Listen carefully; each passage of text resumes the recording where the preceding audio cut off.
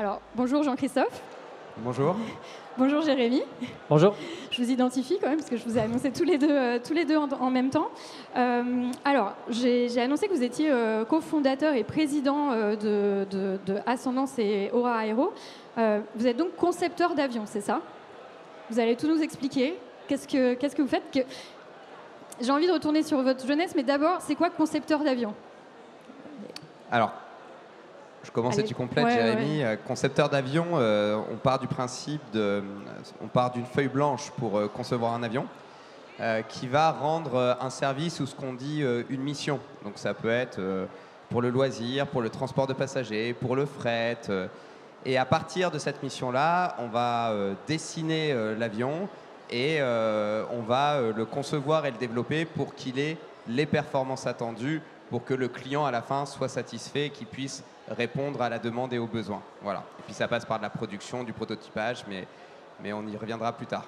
Donc ça, Jérémy, c'est plein de métiers différents en un, en fait. Oui, tout à fait. En fait, l'objectif d'un constructeur d'avions, et on est deux constructeurs d'avions, c'est de livrer des avions aux clients. Ouais. Et pour ça, en fait, il y a tout un tas d'étapes intermédiaires qui va du concept préliminaire, de l'avant-projet, de la conception, de la réalisation du prototype, de la fabrication du prototype, de la certification et de la production série avec l'usine qui va avec. Donc c'est tous ces métiers-là, plus évidemment tous les métiers qui sont autour de la technique pure et tout ce qu'on appelle les fonctions support. Il faut des achats, il faut de la communication, il faut tout ça. Du marketing, tout ça. Exactement. Et donc ça, concepteur d'avion, est-ce que c'est quelque chose que vous vouliez faire tout jeune? Est-ce que quand vous voyez des avions, vous disiez j'ai envie d'en construire plus tard? Ou est-ce que c'est quelque chose qui est venu un peu plus tard, Jean-Christophe? Alors c'est pas quelque chose que j'ai toujours voulu faire, c'est venu Ouais. un petit peu au gré de mon parcours. J'ai travaillé, j'étais spécialisé dans l'intelligence artificielle, donc j'étais pas destiné à l'aéronautique. Vous Mais étiez destiné à quelque chose ou c'était vraiment l'IA? J'étais sur l'IA, moi, ma formation elle Ouais. est dans l'intelligence artificielle, mais ensuite j'ai trouvé des applications, je voulais des applications physiques. D'accord. Donc j'ai fait un stage chez Thales, ensuite j'ai travaillé sur les satellites, et donc le côté physique, l'application physique et matérialisable des choses m'a beaucoup plu, donc, et le côté rêveur de faire des satellites, des avions m'a beaucoup plu. Donc dès mes premières expériences et après ce stage chez Thales, je suis rentré chez Airbus où j'ai travaillé notamment sur des satellites, puis des avions militaires, puis sur des avions électriques. Et vous, Jérémy, est-ce que c'est venu plus jeune? Moi, quand j'étais très jeune, j'avais envie de voler, j'avais envie d'être Ouais. pilote. Et donc j'ai commencé à faire du vol à voile vers 14 ans, Ouais. qui reste une très très bonne école pour toucher les métiers de l'aérien et notamment pour piloter pour pas cher. Il y a beaucoup d'aides pour les jeunes dans le vol à voile. D'ailleurs, il y a le stand de la Fédération française de vol en planeur qui est un peu plus loin sur le statique. Allez-y si vous avez des jeunes qui veulent découvrir. Et chemin faisant, en fait, je voulais faire pilote. Et le temps de faire pilote, j'ai fait des études d'ingénieur et je me suis rendu compte que ça me plaisait quand même beaucoup plus de piloter le week-end et concevoir des avions la semaine. Et donc du coup, je fais toujours la même chose. Est-ce que vous pilotez, Jean-Christophe? Alors, j'ai commencé ma formation, mais je ne l'ai pas terminée parce que j'ai créé mon entreprise. Et du coup, le temps me manquait, mais c'est quelque chose. On va en parler un petit peu Quand j'aurai un plus peu tard, plus de voilà. temps, j'aurai envie de le reprendre. Et quels sont vos parcours? Donc, IA, mais voilà, vous avez fait quoi comme type d'études? J'ai fait une école d'ingénieur, Ouais. donc spécialisée plutôt dans l'informatique, donc il y a de l'informatique embarquée, et puis j'avais une spécialisation en intelligence artificielle. Et après, j'ai fait une école de commerce où j'ai été spécialisé, j'ai vu tous les pans de la gestion d'entreprise et de la gestion de grands projets industriels. Et vous, Jérémy, votre parcours?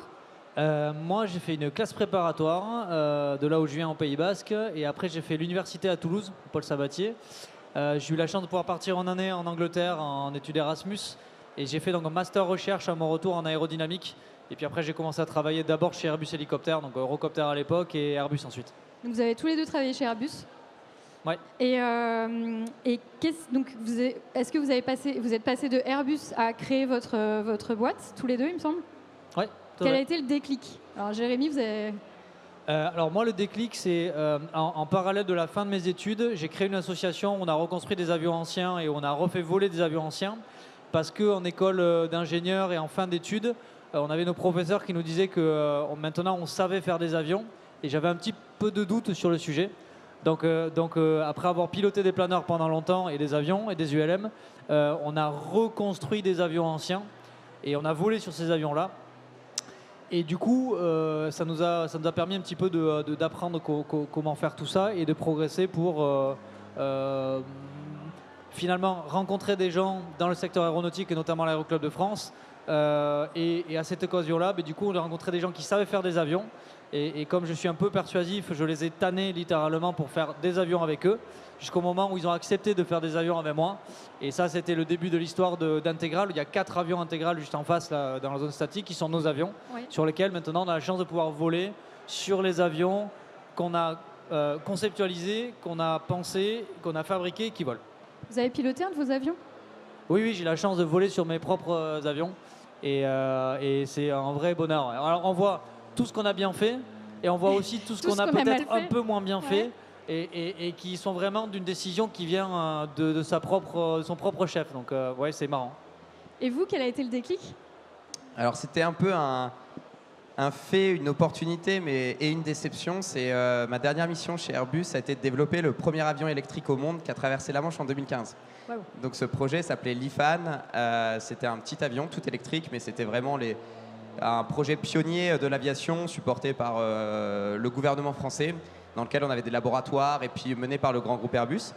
Et donc on a traversé la Manche et puis 2 ans après, le projet s'arrête, alors qu'on voulait continuer sur cette voie qui était la décarbonation.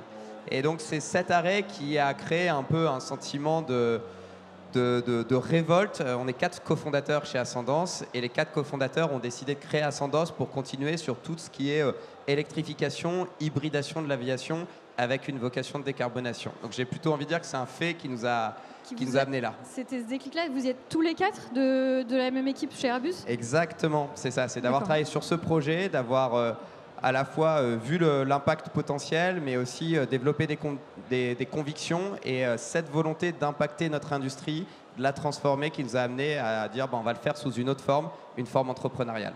Et pourquoi le projet s'est arrêté ? C'est une circonstance de grands groupes. Airbus n'a pas vocation à faire des petits avions, a voulu se concentrer sur d'autres projets et donc a arrêté le projet. Mais faut voir le côté positif, c'est que de ce projet est né 2 sociétés, Ascendance et Voltaero, qui travaillent aussi sur l'hybridation. Donc le côté positif, c'est que ça a créé vraiment un terreau intéressant pour que y ait une continuité et que ce soit repris sous forme entrepreneuriale. Et Jérémy, vous disiez Aura Aero, vous êtes juste en face, c'est ça ? Oui, on est juste en face, un petit peu sur la droite, hein, et on a 4 avions sur le statique. Et vous, Jean-Christophe, il me semble que vous avez un simulateur dans le hall 5, c'est ça ? Oui, c'est ça. On a le simulateur sur le hall 5. Là, notre premier avion est en phase d'assemblage. Justement, donc, il est. Et puis, on a voulu donner le pilotage. On a nos pilotes d'essai qui travaillent toutes les séquences de vol actuellement. Donc, on a voulu faire vivre ça aux gens. Donc, vous pourrez aller voir après les avions de Jérémy et faire le simulateur de Jean-Christophe. Donc, où est-ce que vous en êtes donc, quand est-ce que vous avez monté votre boîte ? Jérémy, quand est-ce que la compagnie a été créée ? Quelles ont été les étapes pour arriver à ces 4 avions qu'on voit là ? Alors, on a créé la société en août 2018. On a fait le premier vol de notre premier prototype intégralaire en juin 2020. On a notre deuxième prototype qui a volé, lui, en juillet 2023. Et en décembre 2024, on a certifié, donc on a eu le papier pour pouvoir livrer à nos clients intégralaire, donc le premier avion. Et on a dans le même temps, à 2 jours d'intervalle, fait voler notre premier avion électrique qui s'appelle Intégral E. Donc ça, c'est pour nos avions légers. Donc maintenant, on produit ces avions-là. On a livré le premier avion au client, notre premier client de lancement en avril de cette année. Et maintenant, on livre à peu près un avion par mois en parallèle développement des autres avions. Ça fait quoi le premier vol ? Ça doit être stressant et joyeux en même temps, non ? Ouais, c'est très joyeux après et très stressant avant et pendant. Moi, j'ai testé les 2 choses. J'ai testé être dans un avion d'accompagnement avec l'avion qui fait son premier vol, puisque c'est des pilotes d'essai qui volent dans l'avion pour le premier vol. Ça veut dire qu'il y a l'avion qui fait son premier vol et à côté, il y a un autre avion qui l'accompagne. Il sert à quoi cet autre avion ? Il sert à vérifier que tout va bien. Il sert à faire un relais radio s'il y a besoin. Il sert à avoir quelques neurones supplémentaires si jamais il y a un sujet. Il sert à gérer la sécurité autour de l'avion. Le but des pilotes d'essai, c'est de se concentrer sur l'avion lui-même. Donc j'ai testé ça, c'est bien. J'ai testé une variante sur l'avion qui a voulu en juillet 2023, qui est de rester au sol et c'est horrible. Donc je reviens maintenant dans l'avion d'accompagnement. Et ouais, c'est des journées assez incroyables dans lesquelles on se rappelle en général très très longtemps. Il se passe toujours plein de choses qui ne sont pas prévues. Mais c'est un peu la beauté des essais en vol. Souvent on dit que les essais en vol, c'est anticiper l'imprévisible. Et c'est bien notre métier des essais en vol. Le premier vol d'un avion, c'est vraiment comme une naissance, quoi. C'est la naissance de quelque chose.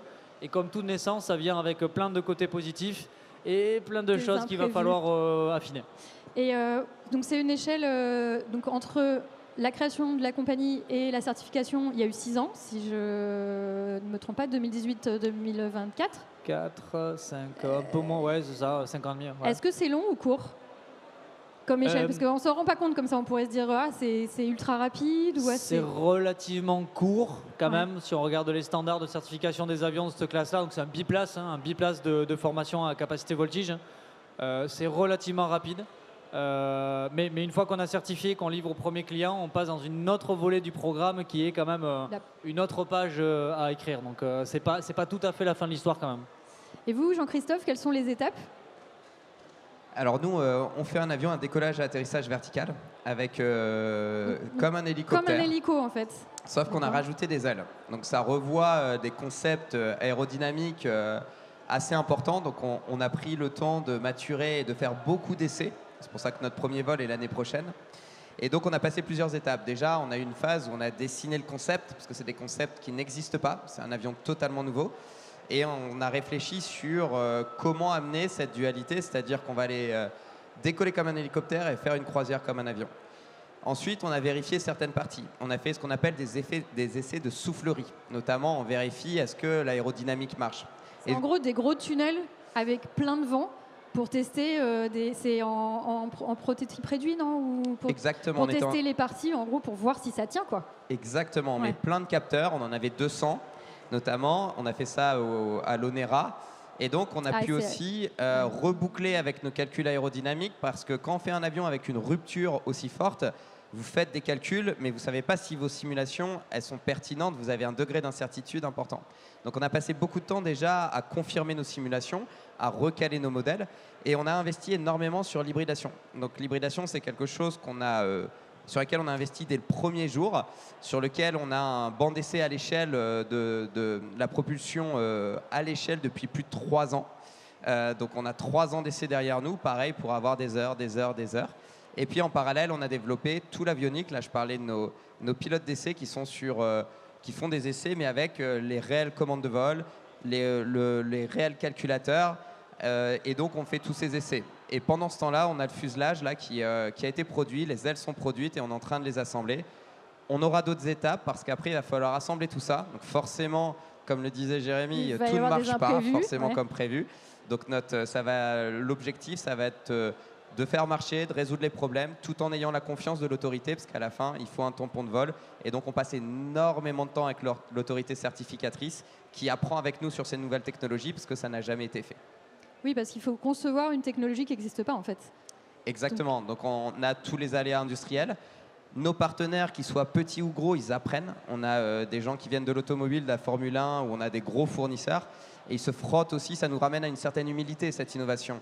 Et qu'on soit dans l'industrie depuis 60 ans, sur ces nouvelles technologies, on est tous en train d'apprendre. Comme quand on a fait l'IFAN, on avait tous les ingénieurs en chef d'Airbus qui nous disaient oui, c'est facile, et ils se sont tous cassés les dents. Donc ça nous ramène une humilité, mais ça nous ramène à une passion, parce qu'on a développé cette passion-là. Et donc ce qui fait que on essaie d'écrire ou de participer à l'écriture de l'histoire, et c'est ce qui nous motive tous, je pense. Jérémy, c'est les mêmes étapes chez vous. Donc c'est d'abord on réfléchit à ce qu'on veut faire, après on simule sur ordinateur, c'est ça? Après on teste en soufflerie ou on teste en réel, et après on construit un avion et on teste. Oui, c'est un peu l'idée, ouais. C'est de partir de l'avant-projet pour voir si c'est faisable ou pas sur le papier.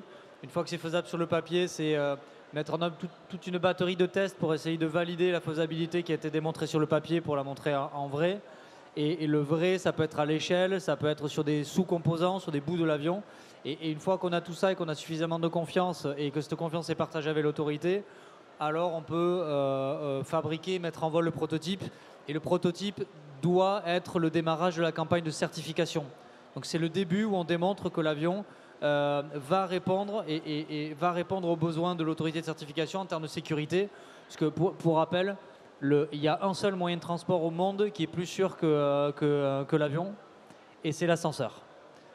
Voilà. Donc, vrai que j'avais entendu ça. Ouais, donc le niveau de sécurité dans l'aéronautique, il est très élevé et il doit continuer à évoluer. Il a déjà fait un bond en avant depuis pas mal d'années. Et donc on doit prendre en compte ça pour écrire la suite. Et j'allais dire, si jamais vous avez des questions, n'hésitez pas à lever la main, on vous apportera un micro. Voilà, à partir de maintenant, vous pouvez poser. Ah, bah voilà. Est-ce que. Ah, t'es là. Voilà, je cherchais. C'est pour ça, je cherchais des. Merci. Oui, c'est très beau ce que vous faites, mais je me pose la question, les 6-7 ans avant la vente du premier avion, le financement, il se fait comment? Je crois que c'est la question qui pique, ça, non? Je peux commencer, Jérémy, tu compléteras. Je pense qu'une des difficultés, un des challenges qu'on a, que ce soit, je pense, chez Aura ou chez Ascendance, c'est qu'on ne fait pas que construire un avion, on construit une entreprise. Et donc, effectivement, si on n'avait que l'avion, on pourrait se focaliser à 100% sur l'avion, mais on doit lever de l'argent, on monte une équipe, on recrute. Donc, le financement passe par des levées de fonds, en fait, principalement. Donc c'est des gens qui veulent investir dans l'aviation, dans l'industrie. Et on a aussi des programmes de subvention, notamment on a des plans dont on a bénéficié, nos deux sociétés, qui s'appellent France 2030, qui sont assez importants pour nous parce que ça nous permet d'abonder sur ces levées de capitaux des subventions publiques, mais qui sont importantes parce que historiquement, la France a toujours été pionnière dans l'aviation. Et le support de l'État aide à ce que la France reste quand même dans cette course technologique, mais course à cette nouvelle aviation. Ouais, sans faire une réponse trop technique, ce qu'on peut dire, c'est qu'effectivement, c'est plus du sport de combat, hein, sur du temps long. Donc c'est plus un marathon qu'un sprint. Et donc le sujet, c'est d'arriver à faire tenir tout ça et arriver à démontrer qu'au fur et à mesure qu'on avance, on crée plus de valeur qu'on ne consomme de cash. Et donc l'idée générale, elle est simple. On commence avec l'argent qu'on met dans la société. Donc quand on a créé la société, pour nous, par exemple, en 2018, elle valait 30 000 euros parce qu'on a mis 10 000 euros chacun et qu'on est 3 cofondateurs. Et donc, on a travaillé, on est venu avec des choses qu'on avait déjà, mais on a travaillé, on l'a mis dans la société. Et un an plus tard, elle valait un peu plus d'argent parce qu'il y avait déjà un avion qui avait un degré de maturité qui commençait à arriver sur le papier. Donc ça nous a permis de valoriser la société à un certain montant et du coup d'aller lever un peu plus d'argent. Et le sujet finalement, c'est que oui, c'est du temps long. L'industrie reste du temps long, ça l'a toujours été, et c'est un peu antagoniste avec certaines conceptions de la société civile actuelle. Donc il faut arriver à trouver les leviers pour arriver à lever suffisamment d'argent et surtout créer suffisamment de valeur. Donc c'est vraiment un sport de combat. Alors justement, c'est une question parfaite pour rebondir. Vous avez tous les deux créé votre compagnie. Ça doit être très différent d'être salarié chez Airbus. Est-ce que vous voulez un peu nous parler de votre vie d'entrepreneur, de chef d'entreprise, d'être cofondateur? Peut-être Jean-Christophe? Oui, c'est très différent pour plein de raisons. Comme dit Jérémy, c'est vrai que c'est un sport de combat, mais qu'on fait à l'échelle d'un marathon. Je pense que notre rôle, il est de créer de la valeur, de résoudre des problèmes, de réfléchir aux premières étapes. On est toujours dans la constante adaptation parce que gérer un budget de 100-200 000 euros comme on a eu au début, c'est pas la même chose de gérer quelques millions ou dizaines de millions aujourd'hui. Gérer 10 personnes, c'est pas la même chose que de gérer 100 ou plus personnes. Et donc, les journées sont faites de gestion, mais je pense que chaque étape est différente. C'est-à-dire qu'il y a une constante réflexion de aussi constituer l'équipe, déléguer, penser à l'avenir. Et puis, je pense qu'en tant que chef d'entreprise, on doit se focaliser sur soit les feux qui sont en cours, les éteindre, soit les sujets stratégiques et qui vont vraiment impacter la société, tout en déléguant et en construisant une équipe experte et qui va aussi s'approprier le projet. Jérémy? À la fin de la fin, on fait tout ça parce qu'on a une certaine conviction et qu'on essaie d'avoir une vision et qu'on essaie de transformer la vision en une réalité. Nous, sur les sujets de décarbonation, mais aussi de défense, l'idée générale qui nous a motivés à créer la société et à faire ce qu'on fait depuis 2018, c'était que je commençais à en avoir vraiment marre d'avoir des discussions de comptoir à la fin des vols ou avec les copains où on se disait que c'était quand même un peu emmerdant que les avions partent de plus en plus vers la Chine, qu'on fasse de moins en moins d'industrie lourde en France, et en particulier dans l'aéronautique, et qu'après on repartait le lundi tous à nos tâches en ayant complètement oublié la conclusion de la discussion. Donc moi je voulais juste aligner ce qu'on raconte, ce qu'on pense et ce qu'on fait. Et donc après voilà, une fois qu'on a tracé une ligne centrale, on essaie de s'y tenir et on essaie de faire tout ce qu'on peut faire pour essayer d'être les plus utiles possibles.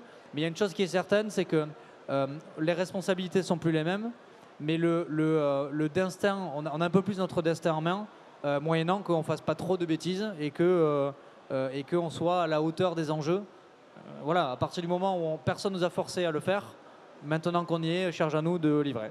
Je pense qu'il y a un mot que tu as prononcé, Jérémy, qui est important, c'est la conviction. C'est une telle dépense d'énergie, c'est des aléas, on a parlé des situations de vol ou autres, mais je pense que si on n'avait pas des convictions fortes, on n'arriverait pas à déployer autant d'énergie sur la durée. Donc le mot conviction, c'est quelque chose aussi de très prégnant, je pense, dans l'entrepreneur. Bah justement, parlons un peu de vos convictions. Donc l'idée, c'était de créer des avions différents, c'est ça? Est-ce que vous pouvez nous en parler un petit peu? Peut-être Jérémy, on reviendra avec Jean-Christophe. Les avions que vous créez, qu'est-ce qu'ils ont de différent? Qu'est-ce qui résolve? Quel est le problème qu'ils résolvent? Alors nous, on a deux familles d'avions. On a les avions dont j'ai déjà un peu parlé, qui sont des avions de formation à capacité voltige. Donc le but, c'est de les rendre plus sûrs. C'est des outils de travail pour former des pilotes, civils et militaires. Donc il faut que l'outil soit adapté, il corresponde aux standards modernes, il soit plus sûr que les générations d'avant. En l'occurrence, nous, on a un parachute de cellules, donc on a un parachute pour tout l'avion. On est le seul avion de voltige au monde à être certifié avec le parachute de cellules. C'est-à-dire que c'est un problème? Il y a un parachute qui s'ouvre pour l'avion? Oui, pour l'avion. Ah ouais. Donc voilà, ça c'est un exemple. Et l'électrification de cette formation-là est aussi un enjeu pour diminuer le niveau de bruit, diminuer les émissions, diminuer la structure de coût aussi pour que le coût de l'heure de vol soit plus abordable. Et ça marche pour les professionnels, mais aussi pour les civils. Donc ça, c'est pour nos biplaces.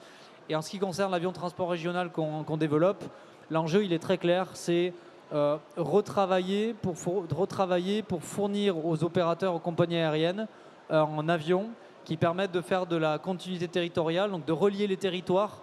Donc en France, c'est toutes les transversales, toutes les lignes qui ne sont pas couvertes par le train, en gros. Et de le faire avec un coût du billet acceptable pour qu'on puisse faire en sorte que les campagnes soient mieux connectées aux villes et qu'on ne soit pas obligé en permanence de passer par Paris pour aller d'une campagne à une autre. Et ça, partout dans le monde. Et vous, Jean-Christophe? Alors nous, on conçoit un avion qui est différent, donc ouais, qui décolle et atterrit verticalement, donc on est plus une analogie à l'hélicoptère. Et on a voulu se positionner sur ce secteur, déjà parce que l'hélicoptère est utile pour le service médical, pour du transport logistique, du transport de personnes et puis de la surveillance, des applications militaires aussi.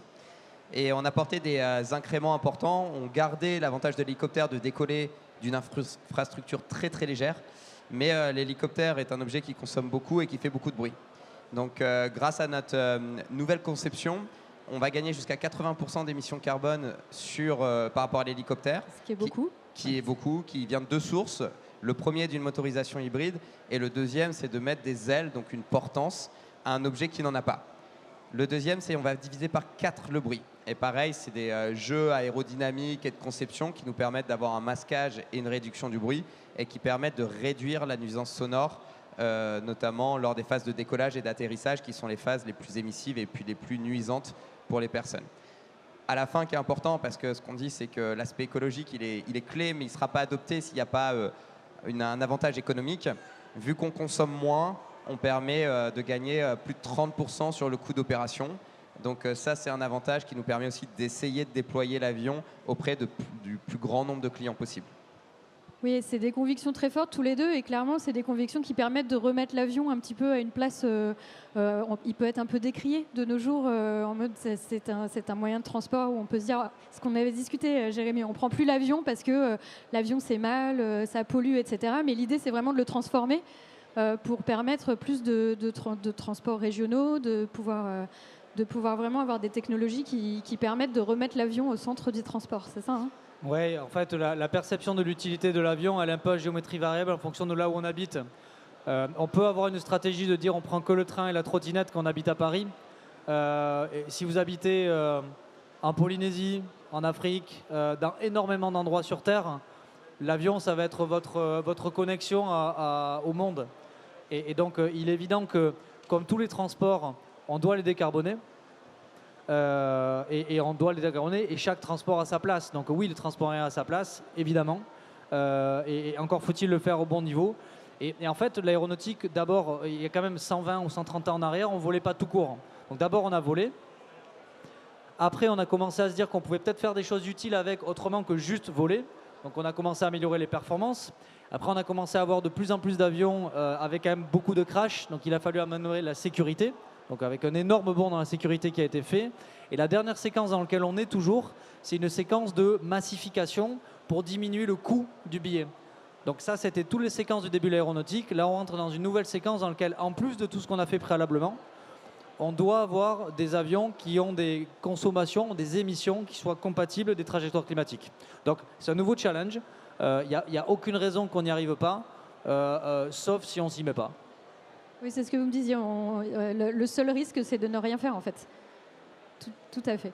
Oui, sachant que si on ne le fait pas nous, d'autres le feront. Il suffit de voir les voitures électriques. On commence à avoir une déferlante de voitures chinoises et ça va pas diminuer.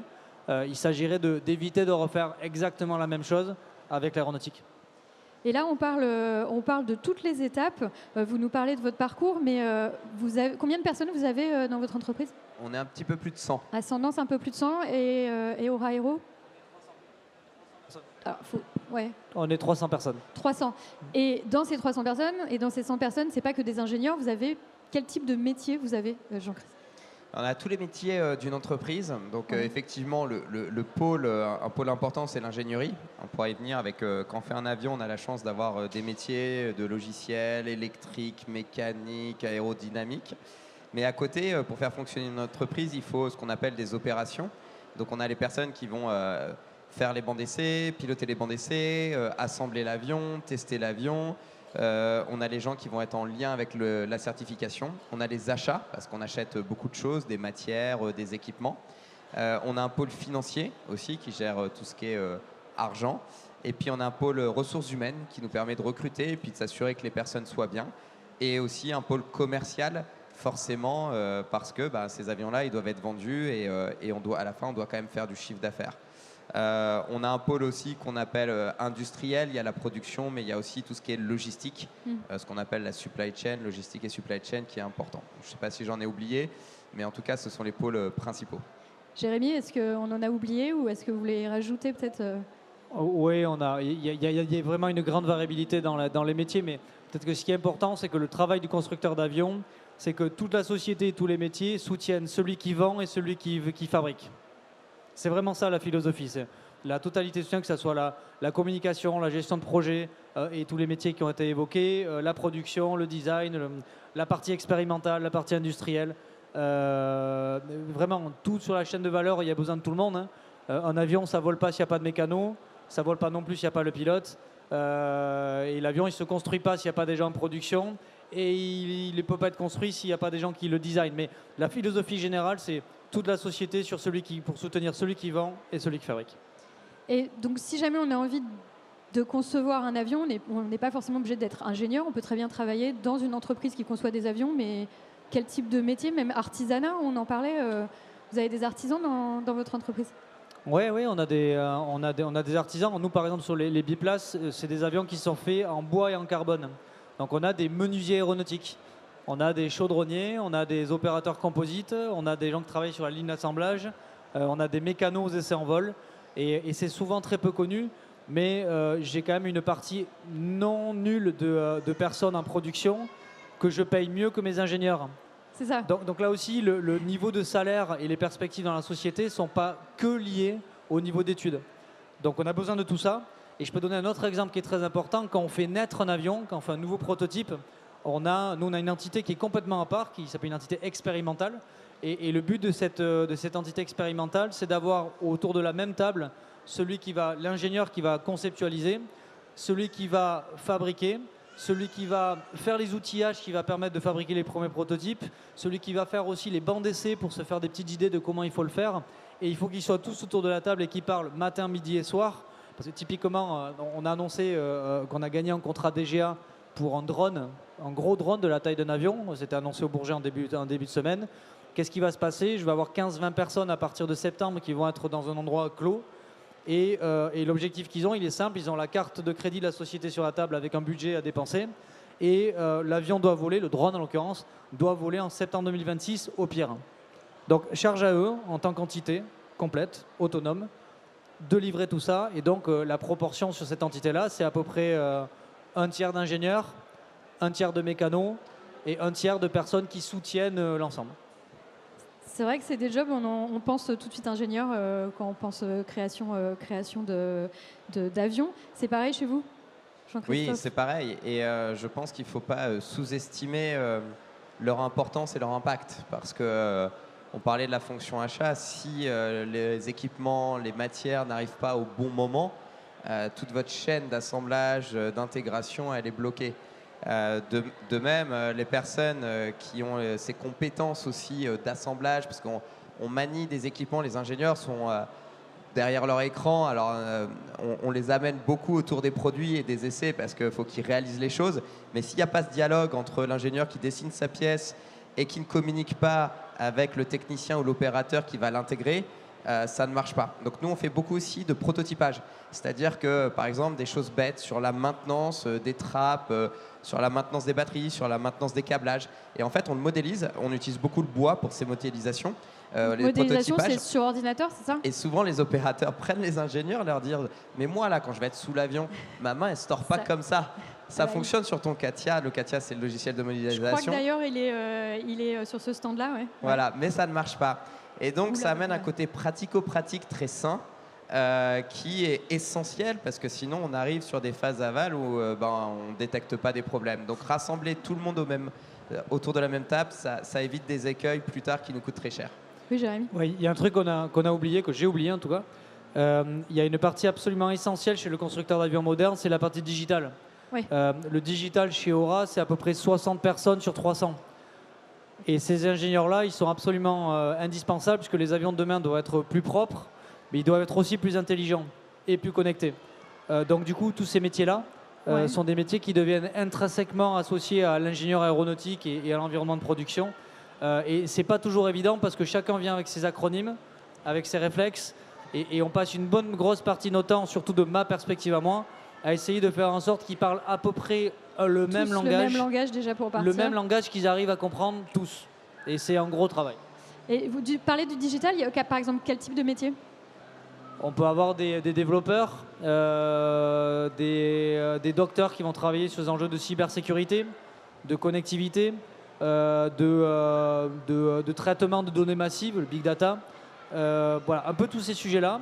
Et également, ça se reporte aussi sur les métiers de production. Par exemple, nos menuisiers aéronautiques codent eux-mêmes les machines à commande numériques qui les aident à détourer une partie des pièces qui sont utilisées au montage.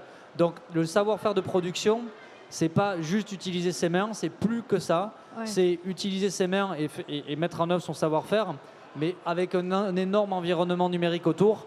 L'agrément de production qu'on a, notre outil de production, est un outil de production zéro papier.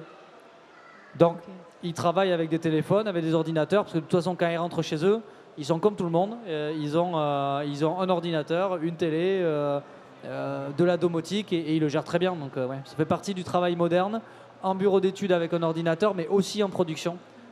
Et c'est ce qui fait un peu la beauté des métiers, je trouve, de production moderne. C'est un métier extrêmement technique, qui nécessite à la fois des savoir-faire manuels, mais aussi de gestion de moyens modernes. Par exemple, ouais. C'est fou, cette dualité de métier du coup. Est-ce qu'on a des questions encore? N'hésitez pas à lever la main quand vous en avez une question. Je continue de relancer. On a un micro qui se balade. On va continuer. N'hésitez pas à lever la main quand vous en avez une et je la prendrai dès qu'on a le temps. Quels sont les prochains challenges pour vous? Alors, Jean-Christophe. Alors nous, on a le premier vol qui est un enjeu assez important. Rappelez-nous la date. On a 2026. Okay. On n'annonce pas de date précise. Non, mais 2020, on a toujours, mais 2026. Oui, là, l'avion est en assemblage, donc on va passer en essai sol après d'ici fin d'année. Un avion comme ça, hybride électrique de cette catégorie, ça n'a jamais volé. Donc on va être les premiers à voler sur cette typologie d'avion. Okay. Donc c'est quelque chose qu'on prépare et on prend le temps aussi. Pourquoi j'annonce pas de date, c'est qu'on ne veut pas induire une pression trop négative parce que la sécurité est importante et qu'on prend le temps de faire les choses bien. Donc ça va être un élément important. Après, c'est vrai qu'Ascendance a aussi une dualité parce qu'on est concepteur d'avions, mais on fournit nos technologies hybrides à d'autres. Donc typiquement, on a déjà volé depuis l'année dernière sur un drone hybride électrique pour la défense. On a un contrat avec la défense qui nous permet d'hybrider des drones. Et puis aussi, on aide d'autres avionneurs à s'hybrider. C'est vrai que notre conviction, on parlait de conviction, c'est la décarbonisation de l'aviation. On a fait le choix de dire, bon, on fait un avion qui a une typologie et un usage. Par contre, il y a beaucoup d'autres avions qui doivent se décarboner. Et donc, sachant qu'on ne pourra pas développer tous les avions, aidons-les avec nos technologies. Donc, on a lancé un projet avec Daher, notamment constructeur français, et on a signé un partenariat important avec Airbus qu'on a annoncé au Bourget, qu'on va accompagner aussi dans leur feuille de route technologique. D'accord, une belle to-do list. Jérémy? Nous, l'enjeu, c'est la production des avions et l'augmentation de la cadence de production pour livrer nos clients. C'est un par mois, c'est ça? C'est un par mois cette année, on doit passer à 2 par mois l'année prochaine et probablement 3 encore l'année d'après. Okay. C'est la fin de certification de nos avions légers, hein, donc les biplaces, que ce soit la thermique et électrique. Donc ça, c'est en cours, ça progresse bien, mais il y a encore beaucoup de travail. Et à côté de ça, on est rentré dans les 2 ans, les moins de 2 ans avant le premier vol du 19 places. Donc là, on passe sur un avion un petit peu plus gros, hein, il fait 22 mètres d'envergure et il fait à peu près 4 tonnes à vide. Donc ça, c'est un avion qu'on doit, l'objectif, c'est qu'on puisse le ramener dans 2 ans au Bourget ici. Gros objectif. Voilà, ouais. donc un joli objectif. On est plutôt bien, on a lancé en 2021. Et donc là, c'est un gros enjeu pour nous de faire ce passage à l'échelle. Et peut-être aussi, on a parlé des avions et des programmes avions, il faut aussi des usines. On en a déjà une qui fait à peu près 8000 m² à Toulouse. Donc vous créez vos propres usines? Ouais, on a lancé, en fait on va commencer à construire une usine de 50 000 m², toujours à Toulouse-Francazal, pour laquelle on a déposé le permis de construire fin d'année dernière. On devrait commencer à le construire début 2025. Et là aussi, c'est un énorme enjeu parce que le prototype c'est bien, mais ce qui nous rapporte de l'argent, c'est la livraison série. Et donc pour ça, il faut un produit certifié, mais il faut aussi une usine pour le faire. Pour la production, ouais. Ouais, donc c'est un peu tout ça.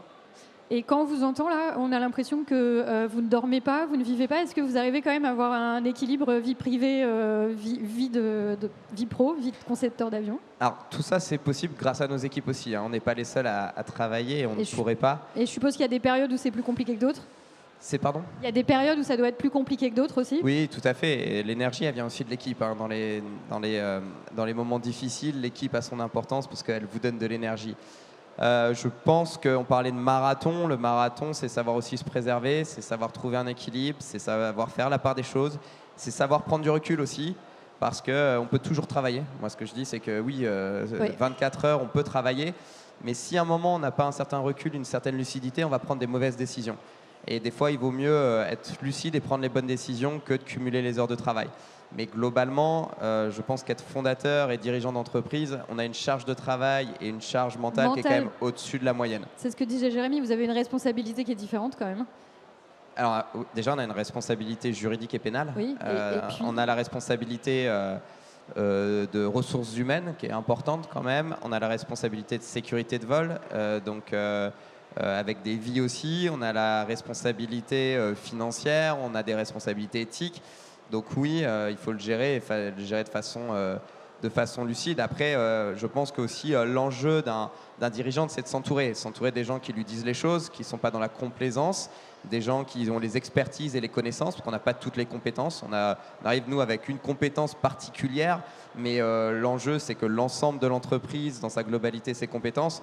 Donc s'entourer et garder la lucidité, c'est très important pour faire les bons choix et puis continuer d'avancer. Jérémy, vous êtes passé de quelques-uns à 300 en combien de temps? On était 5 en mars 2020 quand il y a eu le Covid. Okay. Ouais. Donc,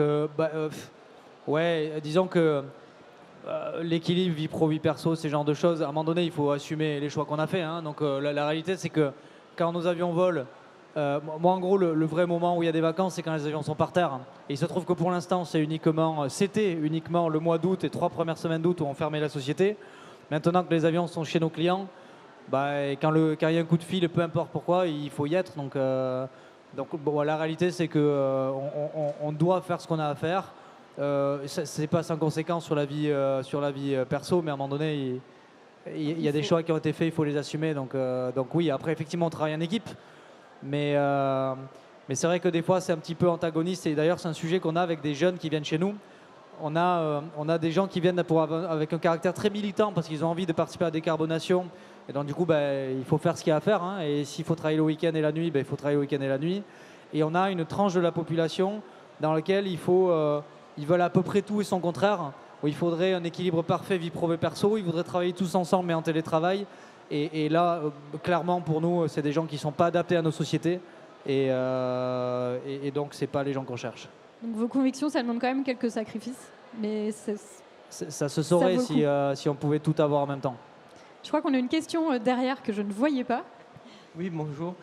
Jérémy a commencé déjà à répondre à ma question, donc ça s'adresse plutôt à Jean-Christophe. C'est donc vous n'avez pas encore d'avions qui ont été vendus. Donc j'imagine que tous ces gens, tous ces ingénieurs, vous devez brûler du cash. Alors comment, pour l'instant, vous n'avez pas encore rien vendu, comment vous vous financez? Alors, par levée de fonds, donc, mais ça a des limites. Par contre, dans la vente, on vend notre technologie hybride. Ça a été aussi une motivation, c'était d'avoir un impact beaucoup plus large, c'est-à-dire en offrant cette technologie, parce qu'elle a un sens pour d'autres avionneurs, mais il y a un aspect commercial derrière, donc ça nous permet de générer du chiffre d'affaires. Voilà. Mais on vient aussi de signer nos premières précommandes payantes. Donc, on a des gens qui se sont engagés un peu tôt dans le process, parce que normalement, les précommandes payantes, elles arrivent après le premier vol. Mais ça montre que le marché est quand même responsif, attend cet avion. Donc c'est plutôt positif, mais on s'attend à avoir beaucoup plus de précommandes payantes après le premier vol. Voilà. Donc vente de technologie, levée de fonds et précommandes payantes, c'est les moyens de financement de l'entreprise. Jérémy, c'est les mêmes moyens? Oui, d'une certaine façon. Ouais. C'est arriver à avoir le planning développement le plus ramassé possible. Et arriver à avoir des commandes fermes de clients le plus tôt possible. Mais c'est un équilibre qui est fragile parce que c'est très dangereux de prendre des commandes avions très tôt. Parce que si on les prend sur des commandes fermes avec des quantités d'argent significatives payées, ça vient avec des garanties. Il faut être bien certain que ce qu'on marque sur le papier, on est capable de le tenir vraiment. Parce que si jamais on n'est pas capable de le tenir, ça veut dire que peu ou prou, on va se retrouver avec des avions qui vont nous coûter de l'argent. Donc, toujours un équilibre un peu fragile. Nous, typiquement, sur les biplaces, incluant le biplace électrique, on a fait le choix de ne pas prendre de commandes payantes tant que les prototypes ne volaient pas. Sur le 19 places, c'est un tout petit peu différent. On a attendu de passer un jalon de développement qui s'appelle une PDR, peu importe, et que passer ce jalon-là, qui est un jalon de maturité, on estimait qu'on était capable de signer en bas de la feuille que oui, le client allait verser de l'argent tôt, mais que ce qui était marqué, on allait être capable de pouvoir lui livrer. Donc c'est un équilibre. Il y a des jalons comme ça où on se dit là, normalement, ça devrait être bon. Normalement. Oui, sans le normalement. Non, c'est pas la magie noire. Donc il y a un plan de développement, il y a des portes à passer, soit elles sont bonnes, soit elles sont pas bonnes. Moi, en étant ingénieur en chef alors je suis plus ingénieur en chef du 19 places, je l'ai été, mais l'ingénieur en chef, son rôle, c'est que quand on fait un passage de jalon, soit il passe avec les objectifs remplis, soit en général il passe partiellement, c'est rare qu'on passe tout vert avec tout bon, et auquel cas il faut travailler sur un plan sur les points qui ne sont pas passés comme il fallait, et si ça passe pas bon, ce qui est le cas assez régulièrement, c'est retour au bureau, aux équipes de retravailler et à revenir rapidement, et c'est là où du coup la notion de nuit et de week-end n'existe plus trop là. Devient un peu plus relative. Il y a jamais de tranquillité, parce que quand on passe un jalon d'ingénierie, ensuite on a des essais, ensuite on a de l'industrialisation, ensuite on a les problèmes commerciaux de ramp-up industriel. Donc en fait c'est des passages, mais c'est vrai que c'est un peu toujours une course, hein. Souvent ce qu'on dit avec les équipes, c'est on n'a pas le temps de savourer un jalon, qu'on est déjà concentré sur la suite. Donc des fois il faut aussi savoir prendre le temps de regarder derrière, parce que malgré toutes les difficultés qu'on a, parce qu'on a des difficultés, on fait de l'innovation, on fait des choses qui n'ont pas existé. Il faut savoir aussi se féliciter de ce qui a été accompli, c'est ce qui nous donne aussi de l'énergie d'avancer. Il faut, parce que vous accomplissez des choses merveilleuses quand même, donc c'est vrai que c'est bien de se dire, bon bah voilà, on a réussi, on avance, pour que ça ne soit pas juste un tunnel interminable de to-do list et de choses à faire. Je crois qu'on a des petites vidéos pour conclure, on regarde ça? Alors on va commencer avec la vidéo d'ascendance, qui va... Hop, voilà. Ah, attendez, la régie, je vous laisse lancer la vidéo d'ascendance. Attendez, ouais, voilà. Oui, alors c'est une vidéo qu'on a faite pour le Bourget, pour justement montrer un petit peu toutes les activités qu'on a faites. Je parlais des souffleries, typiquement ça c'est une typologie de soufflerie dynamique qu'on a faite à l'ONERA. Vous avez vu l'avion, il y avait un bras dynamique qui nous permettait de de faire. Là, vous avez notre turbine et notamment le banc hybride électrique. Ça, c'est la deuxième soufflerie qu'on a faite sur des tests plus statiques. On a passé plus d'1 mois à vraiment faire toutes les corrélations aérodynamiques. Et puis là, vous avez des bribes d'images, notamment du banc hybride électrique. Alors, un banc hybride électrique, vous avez un moteur thermique, moteur électrique, batterie. Vous avez des circuits électriques, ça c'était aussi des belles images de la soufflerie qui était un moment important dans un avionneur. Faire une soufflerie, surtout avec des configurations nouvelles, c'est important. Ça, c'est les tests de train d'atterrissage. Et là, c'est nos pilotes d'essai qui sont en train d'essayer toute l'avionique. Sur les simulateurs, donc. C'est l'avionique réelle, c'est les lois de commande, donc c'est-à-dire c'est vraiment ce qui va aller dans l'avion. Et on simule des pannes. On les prépare à toute éventualité avec... et aussi à discuter sur l'interface homme-machine, parce que gérer une jauge d'énergie hybride électrique, c'est pas la même chose que gérer une jauge de carburant. Et puis là, c'est le composite, donc ça c'est la production des pièces. Vous avez une aile, je crois qu'on a vu un fuselage, on va voir après le fuselage. Là, c'est un travail de bois, mais c'est pour le moule qui va servir à faire les pièces composites. Et puis là, je parlais de séquence d'assemblage. Ouais. Donc typiquement, là, vous avez les 2 demi-fuselages qui ont été assemblés. Au temps de la vidéo, on ne l'avait pas. Et donc, on commence à intégrer. Ça, c'est des hélices d'une entreprise française qui s'appelle Duguelis. Et puis là, c'est toute l'électronique qu'on embarque. Et là, c'est toute notre motorisation hybride. Donc, je parlais de simulation, d'intégration. Là, c'est sur un client, un avion client. Et là, c'est la boîte de distribution électrique. Donc, voilà. Donc là, c'est des partenariats et des avions qu'on peut hybrider. Certains sont signés, d'autres ne le sont pas. Donc plutôt la valorisation de l'hybridation pour d'autres. Et puis vous avez à peu près tous les métiers, on parlait des métiers représentés dans les bureaux d'ascendance, parce qu'à la fin c'est de la coopération. Voilà, et on finit sur la soufflerie encore une fois. Voilà, on a balayé un peu un ensemble de choses. Merci. Et je crois qu'on a une vidéo aussi pour Aura Aero. Je vais laisser la régie la lancer. Ouais, c'est la vidéo du premier vol intégral E. Donc c'était en décembre 2024. Donc ça, c'est le tout premier vol. On monte à 160. Dès qu'on arrive sur la route en face, parce qu'il n'y aura pas de vent, donc le retour il va être ric-rac. Dès qu'on arrive sur la route en bout de piste, c'était le pilote. On sera à 10-15 degrés d'inclinaison pour venir entourer l'aéroport. Et comme ça, si on a besoin de revenir, on ne sera pas trop écarté. On travaille tout en foxé. Et à l'issue du pattern et du 180 km/h en ligne droite, on descend, la réduit, on reprend 160, on regarde la rotation hélice, parce que forcément c'est pas le PES.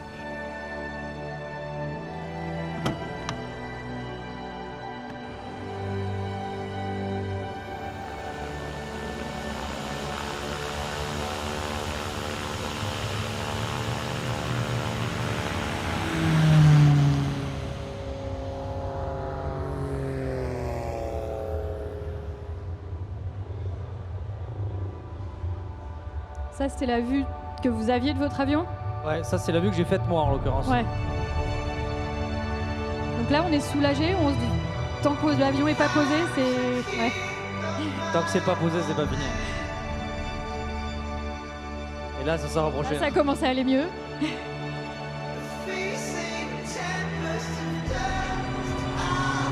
Là, ça va bien. Et là, vous soufflez. On était donc dans l'avion, nous on était dans l'avion rouge. D'accord. Il y a 2 avions du coup d'accompagnement, un de chaque côté. Et là on est content. Et là vous êtes content. Et là c'est, là c'est ce que vous allez vivre dans quelques mois.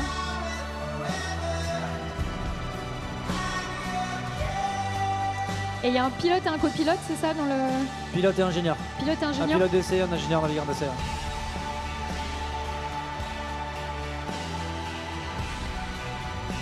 Et là on peut faire la fête. Et là on est soulagé, on fait ça. Bon bah merci à vous deux d'avoir partagé ces 2 vidéos pour conclure. Merci de m'avoir raconté tout ça. Merci Jean-Christophe. Merci Jérémy. Je pense que vous pouvez les applaudir. Merci. Merci.